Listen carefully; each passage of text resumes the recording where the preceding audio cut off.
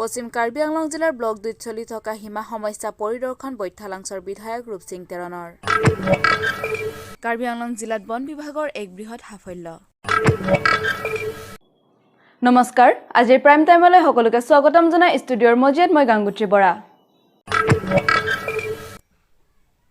পশ্চিম কাৰ্বি আংলং জিলাৰ ব্লক 2ত চলি থকা সীমা সমস্যা প্ৰদৰ্শন বৈঠালাংছৰ বিধায়ক ৰূপসিং তেৰণ সহ জিলাখনৰ শীৰ্ষ বিষয়াৰ।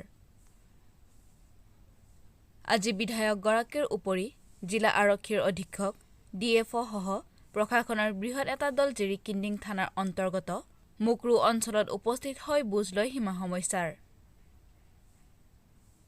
লগতে বিধায়কে সীমান্তবাসীৰ সৈতে এক আলোচনাত মিলিত হৈ সীমান্তবাসীৰ সমস্যা সমাধান কৰাৰ প্ৰদান কৰে আশ্বাস।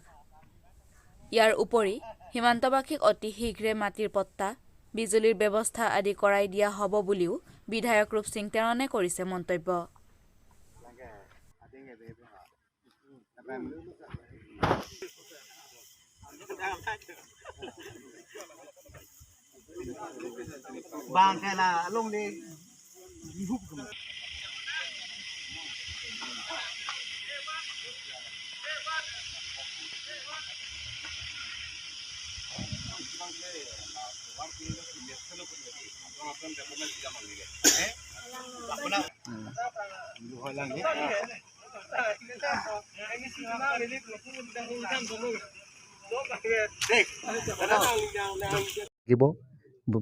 মেঘালয় ভোটাৰে থাকিব, একটা থাকিব।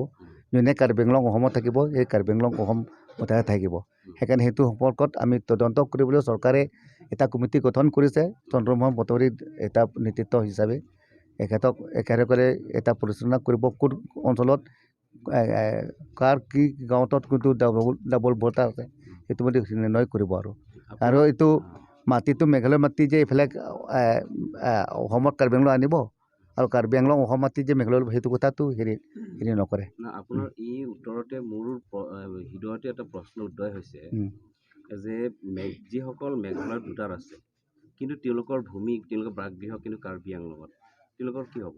আৰু যিসকল যি কাৰ্বিসকল তেওঁলোকৰ যি ঘৰ মেঘালয়ৰ এৰিয়াত আছে আৰু তেওঁলোকৰ ভোটাৰ যদি ইফালে আছে বা যিসকল খাচীয়া লোক আছে তেওঁলোকে ঘৰটো সম্প্ৰতি কাৰ্বি আংলঙৰ ভিতৰত আছে অৰ্থাৎ অসমত আছে, তেওঁলোকে যদি ইয়াত ভোট দান কৰা নাই, তেওঁলোকে যদি মেঘালয়ত দান কৰি আছে, তেন্তে তেওঁলোকক মেঘালয় বুলি ধৰা হ'ব নে কাৰ্বি আংলঙত বুলি ধৰা হ'ব? নাই, যিকেইজন কাৰ্বি আংলং আছে কাৰ্বি আংলং বুলি ধৰা হ'ব। কিন্তু ভোটাৰ যে মেঘালয়ত আছে তেতিয়াহ'লে সিহঁতৰ মেঘালয় ভোটাৰটো সিহঁতৰ কৰ্তন কৰিবলৈ আমি ক'ব লাগিব সেইসকলক। এইটোৱে কৈছোঁ আৰু যাৰ হেৰি মেঘালয় আছে কাৰ্বি আংলং যদি মানিত আছে তেতিয়াহ'লে কাৰ্বি আংলঙৰ যিটো ভোটাৰটো কৰ্তন কৰিবলৈ আমি ক'ব লাগিব। স্থায়ী সমাধানৰ ক্ষেত্ৰত কিবা চিন্তা চৰ্চা কৰিছে নেকি? স্থায়ী সমাধান ক্ষেত্ৰত আমি মানে এইটো কৰিবই লাগিব স্থানীয় সমাধান। কিয়নো বিগত 15-20 বছৰ ধৰি পেলাই আমি যি দেখি আহিছোঁ বহুত MLA পৰিদৰ্শক এটা চৰকাৰ গ'ল, মেঘালয়ৰ যিটো সমস্যা এই সমস্যা তেনেকৈ ধৰণে থাকি যায়। গতিকে এইবাৰ যিহেতুকে আপুনি আমাৰ এই বৈঠালাংছ বিধানসভাৰ এলেকাৰ পৰা আপুনি বিধায়ক হৈছে, গতিকে আপুনি এছেম্বলিত কি ক'ব? নাই, মইতো সেই বৰ্ডাৰ কথাটো আমি এছেম্বলিতো ক'লোঁ আমি যে স্থানীয় সমাধান লাগে। কিন্তু দেখোঁ যে বৰ্ডাৰ ক্ষেত্ৰত অকল আমাৰ কাৰ্বি আংলং মেঘালয় বৰ্ডাৰ বুলি নহয়, মানে স্থানীয় সমাধান একেবাৰে যে পূৰণ হ'ব সেইটো কথাটো আমি ভাবিব লাগিব হয়। কিন্তু আমি প্ৰত্যেক যিটো সমস্যা খেৰণীৰ পৰা জয়ৰাম কাথাৰৰ প্ৰতিবেদন 365 নিউজ ইণ্ডিয়া। যিটো সমস্যা থাকিব সেইটো সমস্যা যেতিয়া সময় হ'ব তেতিয়া আমি আলোচনাৰ মাজেৰে সমাধান কৰিব লাগিব। কাৰ্বি আংলং জিলাৰ চিলনীজান ৰেঞ্জ অফিচ অঞ্চলত বন বিভাগে যোৱা মঙলবাৰৰ নিশা বৃহৎ পৰিমাণৰ চুৰিকাট ধৰিবলৈ সক্ষম হয়। সাংবাদিকক জানিবলৈ দিয়া মতে চিলনীজান ৰেঞ্জ অফিচ অঞ্চলৰ অন্তৰ্গত চকীহোলা বগিজান বিট একাউণ্ট অঞ্চলত মঙলবাৰৰ নিশা ফৰেষ্টাৰ দৰচিং টিমুঙৰ নেতৃত্বত বন বিভাগৰ এটি দল কৰ্মত নিয়োজিত হৈ থকাৰ সময়ত প্ৰায় 1:30 মান বজাত কালিয়নী নদীত এখন কাঠভৰ্তি নাও ধৰিবলৈ সক্ষম হয়। নাওখনিত 60 টুকুৰা চুৰিকাট আছিল আৰু সেই কাঠৰ মূল্য প্ৰায় 70,000 মান হ'ব।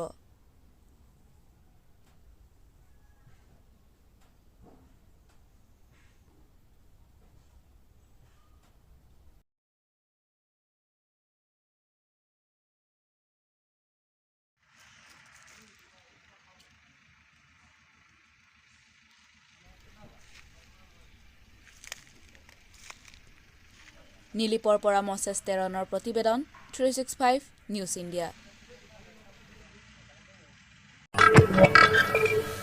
আজিৰ প্ৰাইম টাইমৰ পৰা মই বিদায় লৈছো। চাই থাকিব 365 নিউজ ইণ্ডিয়া।